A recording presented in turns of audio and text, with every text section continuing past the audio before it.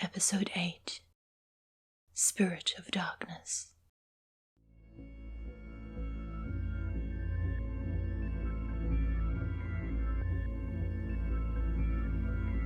This is Kasey James.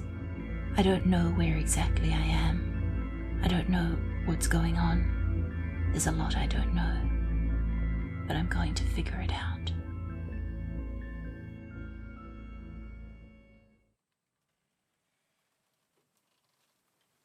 Let's go home, he said, but we do not head back into Kingsport. That would be too easy. Instead, Deacon and the silent gravedigger, Leon, lead the way through the woods and into a graveyard. This isn't like the forgotten, overgrown graveyard in the woods, where we found the sunken chapel and the labyrinth of caves and passages under it. This one is tidy, well kept. There's a low fence around the outside, more a marker than a way of keeping people out, or in, I suppose. I shudder as that thought settles into my brain. There's a gate, even though the fence is barely more than knee-high. Leon the gravedigger opens it, and Deacon follows him through. I balk, just outside the gate. Deacon, I say, why are we at the graveyard? He turns back, and moonlight glints off his eyes the way it would off a cat's eyes. There's someone through here you need to meet, he says. I still don't step into the graveyard. It feels as though that one step is important somehow. Why? I ask. Because you don't just want to find a way out, do you, Kasey? The gravedigger says, the first time he's spoken at all. You want to find someone. His voice doesn't match what I expected at all. He looks at me, and I'm reminded of the white rabbit next to the train station in my... was it a dream? A dream inside a dream? But he looks at me with these dark, button-bright eyes, and all I can think of is the rabbit. How could you possibly know that? I ask. You have to look, he says. Questing. Come on, Kasey. Says Deacon, smiling. Don't start being boring now. I hesitate a moment longer, but I do take that one necessary step forward. No one can say I didn't choose to be here. Every step along the way, it's been my decisions getting me into trouble. I suppose Deacon's right. I've come this far. Why stop now? You'll want this, says Leon the gravedigger, and he pulls a slightly crumpled silk mask out of his pocket and holds it out to me. He has 3 of them, it turns out. He gives one to Deacon, who shrugs and puts it on, and puts one on himself. I put mine on as well, and wonder what the hell is going on. What's going on is some sort of cultist party, a masquerade ball even. We walk through the empty, quiet graveyard, and there's this low swell of weird music. And then we go into one of the crypts, and it's suddenly louder, like a warehouse party with really good sound insulation. The room is full of people, some of them in long black robes like the guys in the forest, others in ball gowns and suits, and some just in regular clothes like us. No one else is quite as scruffy and muddy as Leon, but also no one seems to care. Or even notice, honestly. And everyone is wearing a mask. Some of them are simple fabric half-masks like ours. Others are gaudy sequined carnival masks, or painted and feathered like the ones you see in tourist photos of Venice. There are even a few wearing painted skull heads, like some Day of the Dead festival or Halloween, and a few with sort of antler masks that give me the creeps.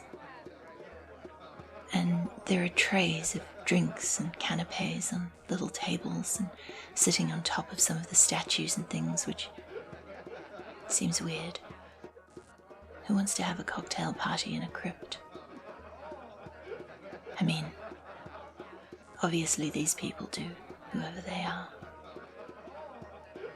Leon hurries us through the party, slipping between people quickly enough that no one tries to engage us in conversation, but slow enough not to draw attention.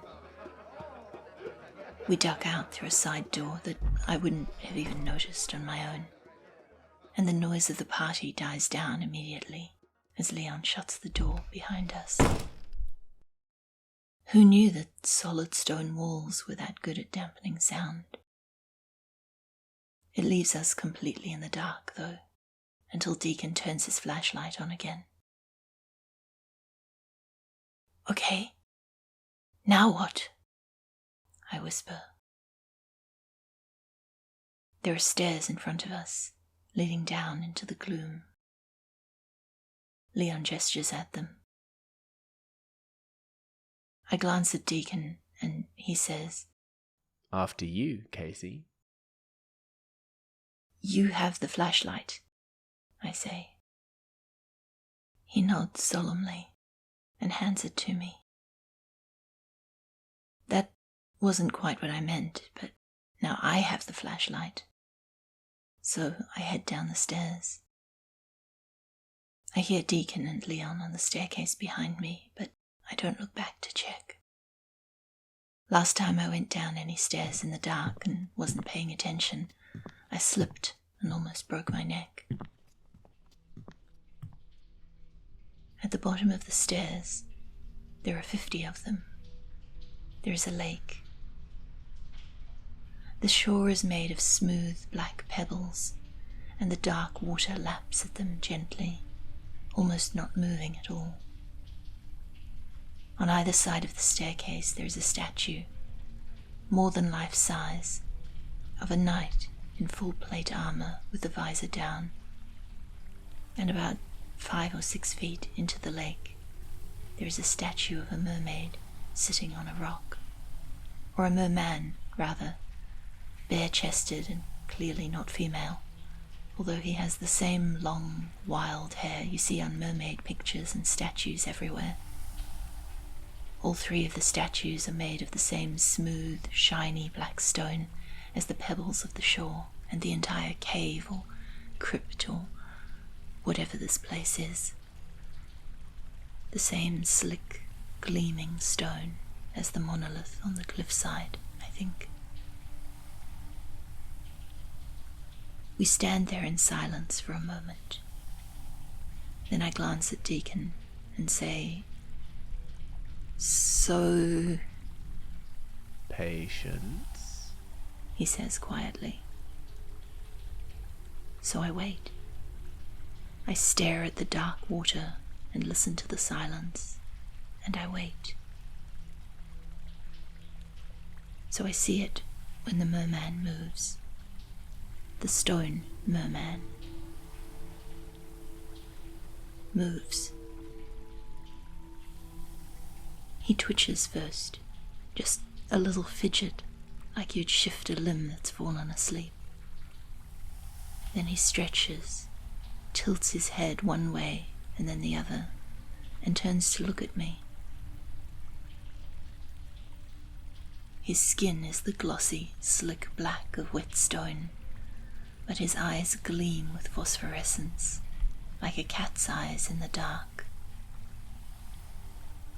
At this point, this moment as he turns to face me with those eerily glowing eyes, I realize that I don't have any idea what he is. Merman doesn't describe him, not really. He has legs, which I can see clearly now that he's stretching them and sliding down the rock and into the water. But he's not human either. Not even a statue of something human. Is he some sort of Rusalka, a drowned thing like the woman in the bathtub? Another vampire creature like the Vodniki of the bridge house, waiting to drag me under the surface and into some nightmarish aquatic realm, or just drown and eat me? Or is he something else? He stands in the lake, the water just a bit more than waist deep on him, and he watches me while I stare at him. Then he raises one hand and beckons me closer, silently. His hair, black, slick stone, but it looks like hair and it moves like hair, and I don't know if he is a statue after all. His hair trails down over his shoulders and into the water. He has the same almost unreal look to him as the mist vampire in my dream, and it is very disturbing to me to realize that. I startle as Deacon puts a hand on my shoulder, then glance at him. He holds his hand out, and after a second of utter incomprehension, I put the flashlight in his hand. Then I say, "I'm not going in there." Really? Says Leon. The sun's the safest incarnation of the spirit of the dark that you're likely to find. Took a bit of work to dig him up in the first place. Ehrlich Khan's people sniffing about, trying to summon other things through. Every water thing I've met has tried to eat me, kidnap me, or kill me, I tell him. This one won't. Says Deacon. Trust me, Kasey, it'll be fine. He'll let us pass. He gives me a little nudge towards the lake and takes a step down to the edge of the water himself. I stumble a bit, trying to dig my heels in. I guess we can try the woods if you'd rather, Says Leon dubiously. but the version out there is the god of the hunt. Wait, I say. What? The version out there? It's midsummer. Says Deacon, stepping into the water, apparently unconcerned about getting his shoes wet. That's why everything's happening tonight. Leon was telling me before, the people at the party up there, Ehrlich Khan's crew, the cultists, they've done something. Summon something's what they've done. Says Leon. Something terrible. Called up the pale man they have. There's no getting back to Kingsport tonight without facing him one way or another. I thought you said there was someone you wanted me to meet down here, I say to Deacon. There is someone I want you to meet. But I don't mean the spirit of darkness. I mean Old Woman Hartsman, the knife maker who lives just outside of town. You're on a quest, aren't you? You need a sword. Oh, I say. Right. Then a second later. Then why do you want me to go into the lake? Got to face him one way or another, Says Leon. Deacon says, There's a tunnel on the other side of the lake. It should bring us out right near Hartsman's cottage without going through the forest at all. "Oh," I say again. I eye the merman, who just stands there, waiting, watching us. I'll go first. Says Deacon. I think I know where to go. Luck to ye. I'll be heading back up myself. Don't want the party getting too loud. You remember where the tunnel is? Directly across, you said? Leon nods. Then he turns around and walks back up the stairs, vanishing into the dark. When I turn back, Deacon has already waded out into the lake with his flashlight. The merman hasn't moved from where he's standing, but as I watch, he turns his head, a smooth, eerie swivel like a robot, towards me. I keep watching him as I wade into the lake after Deacon. I don't like it, but I also don't like the idea of being left here alone in the dark, or trying to make my way back up the stairs and out through the party on my own. It's quiet, just the soft splash of the two of us walking through the water. I suppose I'm not moving as quickly as I should be, because Deacon keeps getting further and further ahead, the flashlight bobbing in the darkness and reflecting back up over the lake. I walk faster, but the water is almost hip deep now, and there's only so fast I can walk. I really don't think anyone could blame me, with all of that, for losing track of where the merman is. And I do, until I realize that he's there beside me, a gleaming shadow, wading through the hip-deep water. Gatekeeper? He says, and his voice is all water and echoes and silence. I don't think I hear it with my ears at all. What? I mutter, weary and grouchy in equal measure. I'm getting really tired of all the mysterious weirdness, and my feet are wet, my shoes are wet, and I think I have an adrenaline hangover. I also feel like it must be after midnight by now, and there's been an awful lot of literal running away the last few hours. Just curious. I wasn't certain that you knew. He says. It's been mentioned, I say quietly. Kasey, you still with me? Calls Deacon from up ahead. I'm here, I call back. He turns and shines the flashlight across me, splashing the beam across my face before I can get a hand up to block the light. The water around me is empty, with no sign of the merman. Doing all right? We should probably hurry up. Deacon says. Not sure how long we've got to get across safely. I'm hurrying, I say. I take a last look around and start wading after Deacon. It's only a few seconds before I notice the merman's presence beside me again. Following the herald through the dark already? Dangerous choices, Gatekeeper. He says. Especially if you know what you're doing.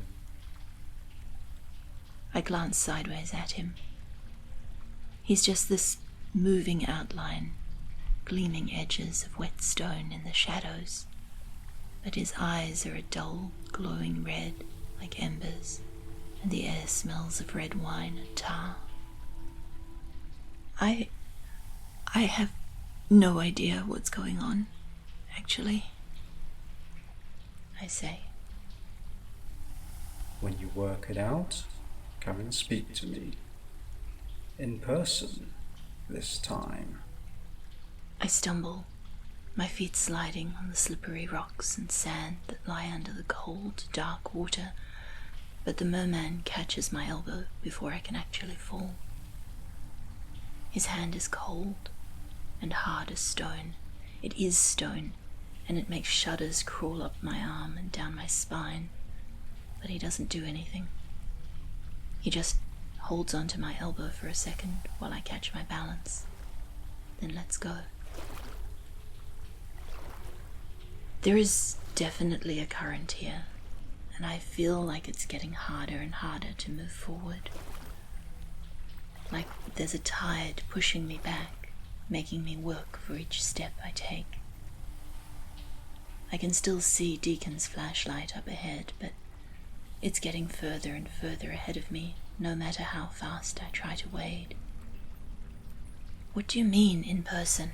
I ask, after a beat of silence, struggling against the water while the merman moves easily beside me, matching his pace to mine. You didn't think I was actually here, did you? He replies, perfectly calm and somehow amused. Your guide wouldn't have tried crossing the river down here if I was. There is so much going on in that statement that I don't know where to start. I feel like I should know what to say, what to ask. Like if someone is finally willing to give me answers, I should take advantage of it. Instead I say, "Who are you?" You know me, Kasey. He says.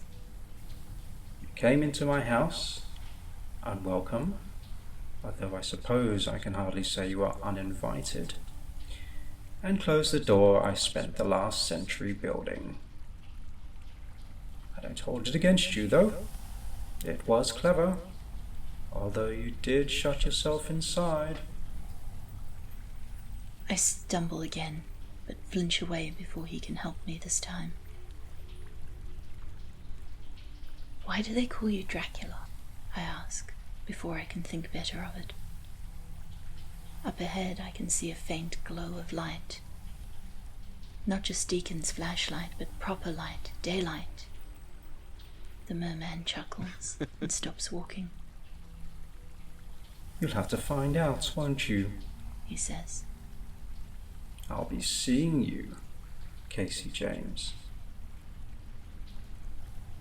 His hand is chilled where it touches mine, just briefly, as it slips under the water, and then he's gone, vanished into the shadows as if he was never there. I can imagine Ariel scolding me as I hesitate, staring into the darkness. So I shake my head and I carry on wading towards the light, and I try not to think about any of it, just for the moment. The lake bed, riverbed?